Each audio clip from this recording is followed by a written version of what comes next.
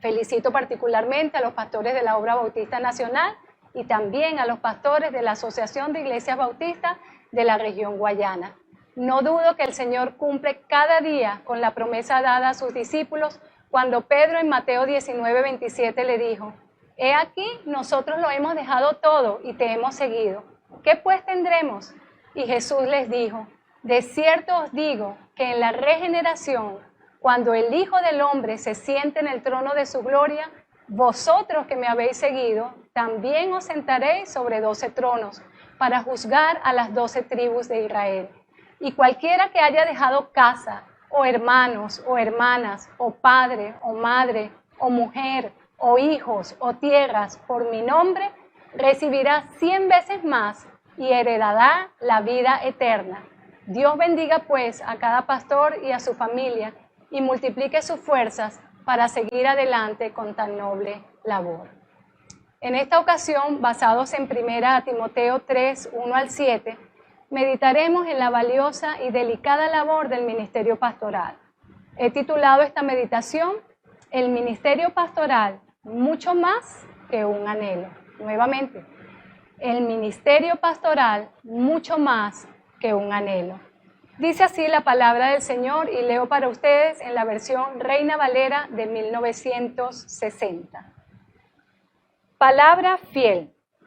Si alguno anhela obispado, buena obra desea, pero es necesario que el obispo sea irreprensible, marido de una sola mujer, sobrio, prudente, decoroso, hospedador, apto para enseñar, no dado al vino, no pendenciero, no codicioso de ganancias deshonestas, sino amable, apacible, no avaro, que gobierne bien su casa, que tenga a sus hijos en sujeción con toda honestidad.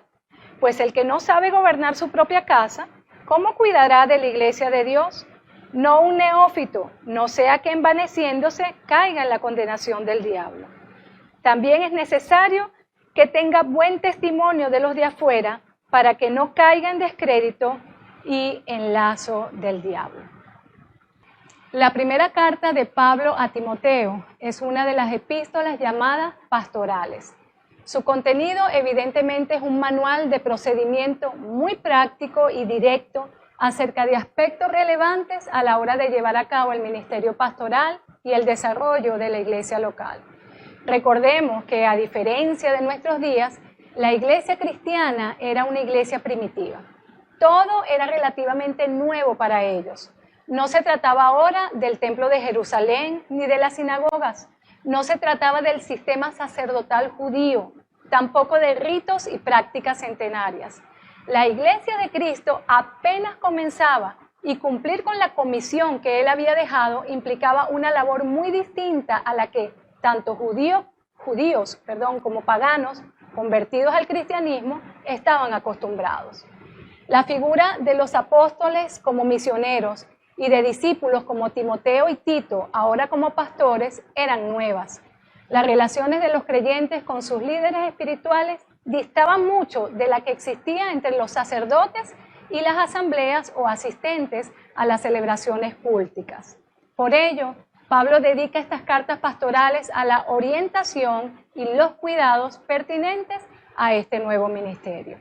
Notemos que el versículo 1 del capítulo 3 de 1 a Timoteo comienza diciendo: palabra fiel. La Sagrada Biblia de la editorial Regina traduce así: máxima digna de crédito. Esta frase, para la mayoría de los estudiosos bíblicos, no significa otra cosa sino: lo que voy a decir a continuación deben considerarlo, no solo con atención, sino con un alto nivel de seriedad. Lo que voy a decir es sumamente importante y fundamental. Y continúa: si alguno anhela obispado, buena obra desea. Al parecer, había dentro de la iglesia primitiva, y principalmente en Éfeso, iglesia pastoreada por Timoteo, algunos creyentes, entre ellos quizá mujeres, y esto se deduce por lo escrito por Pablo en el capítulo anterior, que deseaban ser pastores. Pablo se ve en la necesidad de ubicar a tales personas en la realidad y las exigencias que implica el ministerio pastoral. En ese entonces, como ahora, no faltaban creyentes que consideraban que sus pastores pudieran hacer un mejor trabajo, tener una mayor visión, ser más activos, tomar decisiones más inteligentes. Esta actitud lleva a muchos a considerarse incluso capaces de ejercer una mejor labor que su pastor. Quizá era algo con lo que Timoteo se estaba enfrentando. Por eso más adelante Pablo le enfatiza que ninguno tuviese en poco su juventud. Lo cierto es que particularmente puedo imaginarme a Pablo tal vez con cierta ironía diciendo, con que algunos de ustedes anhelan presidir la congregación, realmente están anhelando hacer algo muy bueno. Lo felicito, pero permítanme aclararle algunas cosas. Y comienza entonces a describir las características que deben encontrarse en un pastor.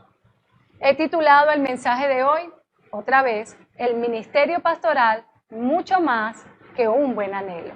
Y en primer lugar, el ministerio pastoral es mucho más que un buen anhelo porque demanda un testimonio de vida cristiana. Porque demanda un testimonio de vida cristiana. Dice el pasaje, pero es necesario que el obispo sea irreprensible, marido de una sola mujer, sobrio, prudente, decoroso, hospedador.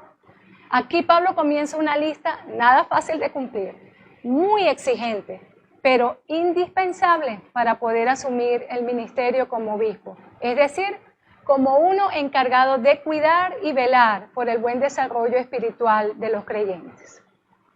Lo primero que menciona tiene que ver con su testimonio, ser irreprensible. La palabra en el griego aquí utilizada da la idea de no ser capturado en algo indebido. Eso no significa que pueda hacer algo indebido con tal de no ser capturado, sino que no haya algo en su vida que pueda ser usado para reprenderle o descalificarle para la ejecución de su llamado. Es necesario tener claro que esto no significa que el pastor es alguien que no se equivoca o que no peca, pero sí que su conducta está dentro de los estándares que exige su ministerio. Este testimonio también está relacionado con sus valores morales, específicamente con la fidelidad matrimonial. En la época en la que Pablo escribe, la poligamia, según algunos estudiosos, seguía siendo una práctica aprobada por algunos judíos, basados en la vida de personajes como Abraham, Jacob y David. Esta no podía ser la posición de un pastor, pues de ninguna manera es el principio bíblico, independientemente de que los patriarcas e incluso el famoso rey David la practicaran. De hecho, a ninguno de ellos le fue bien al hacerlo. La familia de David es uno de los más tristes ejemplos de cómo este pecado les llenó de vergüenza, desorden y hasta de muerte. El pastor debe ser marido de una sola mujer. La sobriedad, la prudencia y el decoro están ligados a la sabiduría y esta al temor a Dios. Hay equilibrio emocional en la vida del pastor, hay sensatez, hay prudencia. Es muy triste observar a pastores cuya conducta refleja mala educación, imprudencia, ligereza de palabras y desequilibrio. Según el perfil que Pablo nos presenta, personas así no deberían asumir esta responsabilidad. Pablo continúa su lista y esta incluye la hospitalidad. Calvino, en su comentario a las epístolas pastorales de Pablo, menciona que el tipo de hospitalidad desde épocas antiguas hasta la fecha cuando Pablo escribe era aquella ofrecida a extraños y no necesariamente a conocidos. La persecución de la iglesia, la expansión del evangelio y el traslado de los apóstoles y misioneros de un lugar a otro requerían el carácter hospitalario de muchos, pero particularmente de los pastores. Por supuesto, no se trataba de alojar a cualquier extraño, sino a hermanos en la fe que, aunque no eran conocidos, requerían de la ayuda y la atención de los líderes de la iglesia. En la actualidad, es muy raro que la casa del pastor o el templo de la iglesia que pastorea no sea un lugar para recibir y dar hospitalidad a los siervos del Señor que así lo necesitan. Esta es también una forma en que se testifica de nuestra fe en Cristo. Amado pastor, ¿es tu testimonio digno, propio de una vida cristiana? En segundo lugar, El ministerio pastoral es mucho más que un buen anhelo porque requiere capacitación.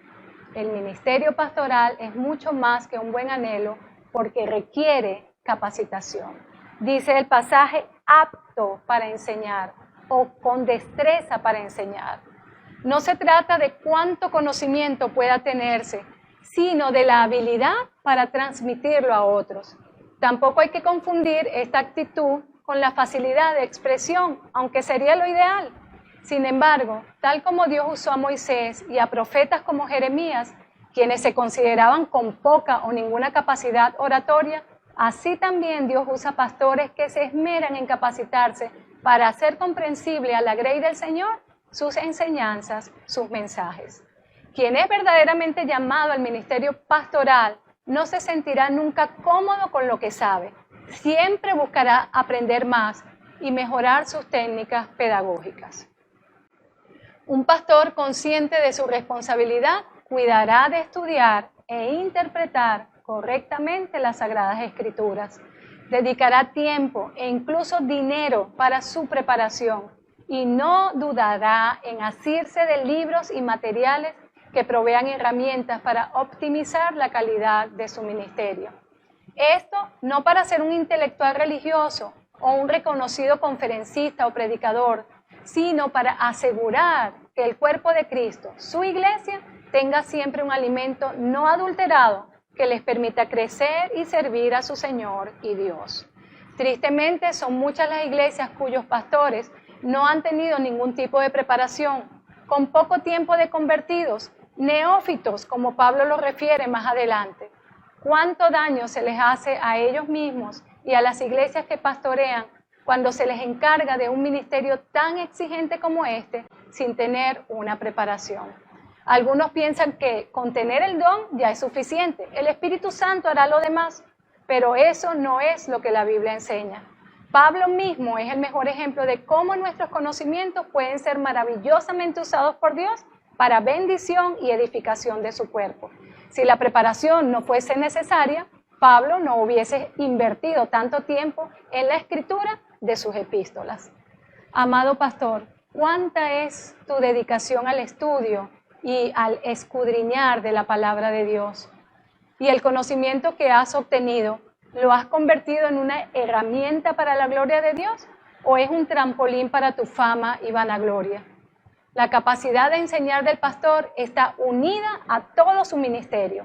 Pablo lo enfatiza en Efesios 4, 11 y 12 cuando dice, y él mismo constituyó a unos apóstoles, a otros profetas, a otros evangelistas, a otros pastores y maestros, a fin de perfeccionar a los santos para la obra del ministerio, para la edificación del cuerpo de Cristo. En tercer lugar, el ministerio pastoral es mucho más que un anhelo porque demanda dominio propio. Es mucho más que un anhelo porque demanda dominio propio. Dice el versículo 3, no dado al vino, no pendenciero, no codicioso de ganancias deshonestas, sino amable, apacible, no avaro. El pastor, como cualquier creyente, está sometido a diario a diversas tentaciones. Es absurdo pensar lo contrario. Es interesante que algunos comentaristas opinan que la frase no dado al vino está directamente relacionado con no pendenciero. Es decir, una cosa lleva a la otra. La versión Dios habla hoy, de hecho, lo traduce así. No debe ser borracho ni amigo de peleas. La palabra utilizada en el griego literalmente significa no un borracho o alguien que es intemperante al vino. Sería de muy mal testimonio que un pastor fuese un borracho y para completar busca pleitos.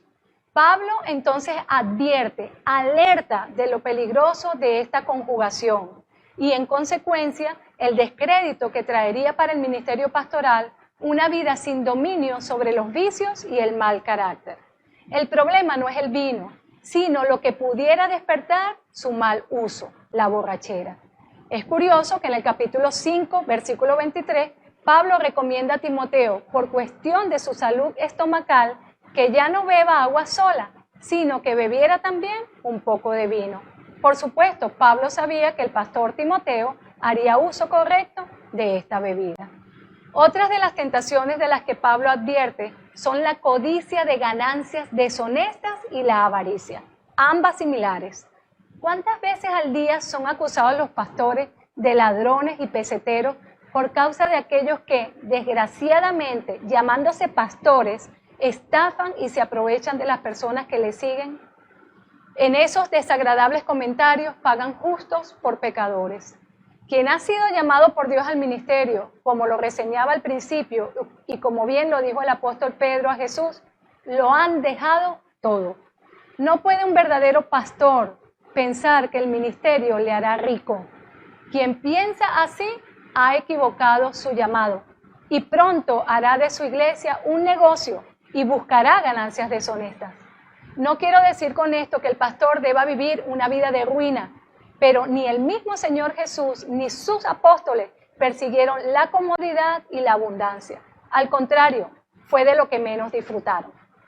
Aunque, como bien dijo el mismo apóstol Pablo en Filipenses 4:12 y 13, sé vivir humildemente y sé tener abundancia. En todo y por todo estoy enseñado, así para estar saciado como para padecer necesidad. Todo lo puedo en Cristo que me fortalece. Indudablemente Jesús cuida de sus siervos y por ello no precisan caer en la deshonestidad y en la avaricia. Dios milagrosamente provee para sus necesidades. Dios les cuida y tal como prometió, les da 100 veces más de lo que han dejado. Y lo hace de manera honesta, no estafando, manipulando ni aprovechándose de la fe y la ignorancia de la gente. Como un obrero dedicado a tiempo completo, la iglesia debe cuidar al pastor y asignar a él el debido pago por su trabajo. Es lo justo, es lo correcto. Todo pastor que cumple responsable y honestamente con su labor recibirá el amor y el cuidado espontáneo de su feligresía. No será cosa difícil para su iglesia cuidar de él. Al contrario, no cesarán las expresiones de sincero amor e interés por el bienestar del pastor y su familia, y se traducirán en ese pastoreado de alegría y sin quejas, como bien lo describe el autor de Hebreos en el capítulo 13, versículo 17. La apacibilidad y la amabilidad también son puestas en juego cuando el pastor tiene que relacionarse con tantas personas diferentes, con sus situaciones, con sus temperamentos, con sus expectativas casi nunca satisfechas. Es una tentación para el pastor querer responder como lo haría cualquier persona ante una situación incómoda. Sin embargo, se le exige apacibilidad y amabilidad. Si un pastor no logra vencer la tentación y pierde la cordura, su iglesia se convertirá con toda seguridad en un campo de batalla, de dimes y diretes, de yo tengo la razón y tú no. Son muchas las veces que nuestros pastores muerden sus lenguas para no pagar con la misma moneda a algunos feligreses aguerridos que les ofenden e irrespetan sin piedad. Esa maravillosa capacidad la tiene un pastor. A veces somos muy injustos cuando alguna que otra vez el pastor manifiesta su incomodidad o desacuerdo en alguna situación. Por muy leve que sea, pasamos a juzgarle como de mal carácter u ofensor y olvidamos todas las cosas que se ha guardado por el bien y la paz de la iglesia. La paz de la iglesia, amados hermanos, vale mucho más para el pastor que salir triunfante de una discusión. Por último, y no porque no haya mucho más que decir, sino porque el tiempo no me lo permite, el ministerio pastoral es mucho más que un buen anhelo, porque amerita pastorear primero y exitosamente su propia casa. El ministerio pastoral es mucho más que un buen anhelo, porque amerita pastorear primero y exitosamente su propia casa. Dicen los versículos 4 y 5, y voy a leer la versión Dios habla hoy. Debe saber gobernar bien su casa y hacer que sus hijos sean obedientes y de conducta digna, porque si uno no sabe gobernar su propia casa, ¿cómo podrá cuidar de la iglesia de Dios? En este punto muchos pastores fracasan. Por eso Pablo enfatiza que la única forma de garantizar un buen gobierno o ministerio pastoral en la iglesia de Dios es solo si has logrado un buen gobierno en tu propia casa. Debe existir un equilibrio en la labor del pastor en su hogar y en su iglesia. El gobierno en su propia casa implica cumplir con su responsabilidad como esposo y como padre. Dedicar el tiempo necesario para asegurar que su familia está provista de lo que necesita espiritualmente y físicamente, en lo moral y en lo educativo, en lo recreativo, en todo. Los pastores, en su afán por cuidar la iglesia, descuidan muchas veces a su familia. Están muy pendientes de que todo funcione en el templo, de que esté todo organizado en la iglesia, pero en casa hay muchas carencias y cosas que no funcionan. Pareciera muy loable que la prioridad sea la casa del Señor y su iglesia, pero no es lo que Pablo está enseñando, no es lo que la Biblia dice. Tampoco es lo correcto descuidar la iglesia por sobreatender a la familia. Otra vez, debe haber un equilibrio. Al gobernar bien la casa, le sigue el énfasis de hacer que sus hijos sean obedientes y de conducta digna. Personalmente considero que esta es quizás la más desafiante y grande exigencia que requiere el ministerio pastoral. Hace ya 24 años que mi esposo escribió su tesis para la obtención de la licenciatura en Ministerio Sagrado de nuestro amado Seminario Teológico Bautista de Venezuela. Se titula así: El pastor atendiendo las necesidades individuales de sus hijos ante las exigencias de la comunidad eclesiástica. Tomás es hijo de pastor, así que él sabe muy bien lo que enfrenta o lo que se enfrenta en esta posición. Recuerdo que cuando terminó su tesis le dije que si no llegaba a cumplir con lo que había escrito allí, iba a buscar su tesis en la biblioteca y lo iba a confrontar. Doy gracias a Dios que no ha sido necesario y espero que mis hijos piensen igual. Haber tomado tiempo para prepararse en este aspecto y por la misericordia de Dios y sus bondades, alivió grandemente esa carga. Pablo no dice que hay que obligar a los hijos, sino hacer que, buscar la manera en que naturalmente nuestros hijos desarrollen su propio amor por Dios y su obra. Los hijos de los pastores son normalmente los más vistos y evaluados en la congregación. Pero ¿saben qué? A veces somos los mismos padres los que doblamos las exigencias de la comunidad eclesiástica queriendo guardar nuestra imagen y hacemos a un lado las necesidades de nuestros hijos, quiénes realmente son y qué requieren de nosotros. No nos ocupamos en saber cómo es su propia experiencia con Dios. Discipulamos a la iglesia, pero no dedicamos tiempo para guiar a nuestros propios hijos en la oración y en su comunión con Dios. Tratamos con mayor tolerancia a los niños y jóvenes de la iglesia, pero somos implacables con los nuestros. Sacrificamos la privacidad, pertenencia, tiempo y compañerismo con nuestros hijos. Y luego cuando crecen y no quieren saber nada del Señor, todavía nos preguntamos, ¿qué hicimos mal? La familia pastoral es la primera iglesia del pastor. Si ellos demuestran que el evangelio realmente funciona, nuestra congregación no dudará en el poder de la palabra de Dios y sus enseñanzas. Por eso el enemigo está tan interesado en nuestro fracaso, con el firme propósito de hacer creer que el evangelio no es suficiente. El evangelio sí es suficiente, pero nosotros al hacer mal las cosas nos convertimos en tropiezo para los demás. Amado pastor, ¿cómo va el gobierno de tu casa? ¿Hay equilibrio? En esta ocasión he compartido con ustedes 4 razones por las cuales el ministerio pastoral es mucho más que un buen anhelo. Primero, porque demanda un testimonio de vida cristiana. Segundo, porque requiere capacitación. Tercero, porque exige dominio propio.